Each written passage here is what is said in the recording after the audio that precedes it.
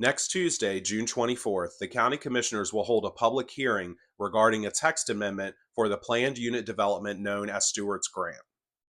The development has over 1,000 residential units and commercial space planned and was initially approved by County Commissioners in 1997. Here's what you need to know ahead of the public hearing. The development is located on approximately 400 acres near the site of Carver Elementary School. Part of the land fronts Great Mills Road, which you can see at the top here in the light red. That's where the commercial area will be. The dark red just beneath that would be home to 5 residential apartment buildings. The blue and purple colors are the single-family homes, and the yellow and reddish or orange colors are where the townhomes would be located. In 2023 and 2024, the developer went before the Planning Commission to get approval for changes to this development. In 2023, nearly 90 community members sent emails to the county commissioners through a letter campaign that I organized, asking the commissioners to please intervene in this development.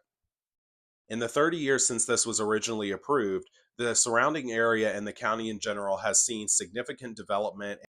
The St. Mary's County Sheriff's Office submitted their concerns to the Department of Land Use and Growth Management via email in 2023, citing increased traffic through residential neighborhoods as a result of road connections that would happen with this development. The Sheriff's Office also said, quote, "The traffic study does not appear to address the impact additional vehicular traffic would have on schools in the immediate area."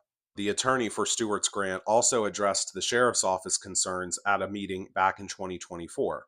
About the Sheriff's Department, if you look at his comments addressed to capacity, and it was going to increase congestion, you could decline to approve the major amendment because it's going to increase or exacerbate a congestion issue. Our traffic engineer would take issue with that, and that's not really the issue before you. We presented this plan to you because we believe that it creates a safer roadway. Mary's County Public Schools sent a letter to the Planning Commission also in 2023 stating that SMCPS has, quote, "concerns with the school capacity required to accommodate the number of students generated by this project." SMCPS's concerns were further underscored by a list of other development projects that are planned or will occur throughout the county over the coming years. Stewart's Grant is a PUD, or a planned unit development, which is an agreement between the developer and the county commissioners that allows the development to happen over a number of years.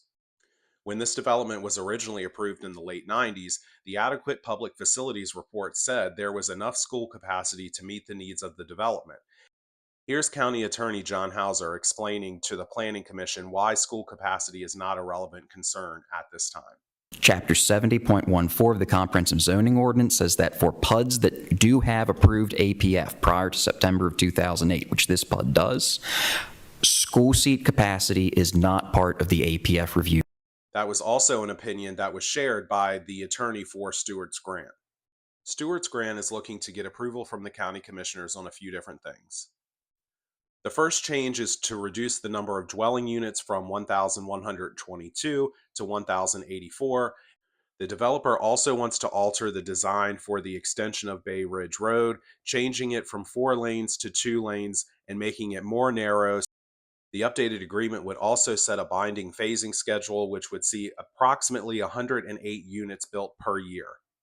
And finally, the developer wants the commissioners to approve a reservation of school capacity for them for the next 10 years.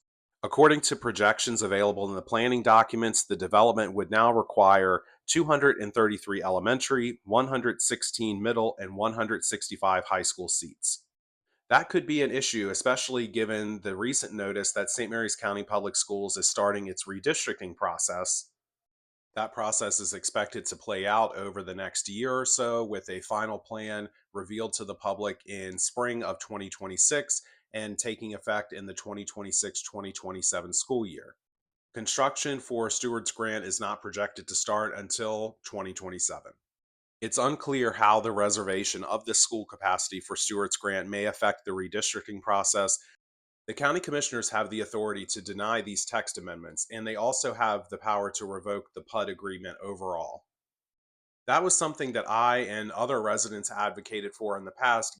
I also have been advocating for the county commissioners to update the Adequate Public Facilities Ordinance to include fire, EMS, police, and medical.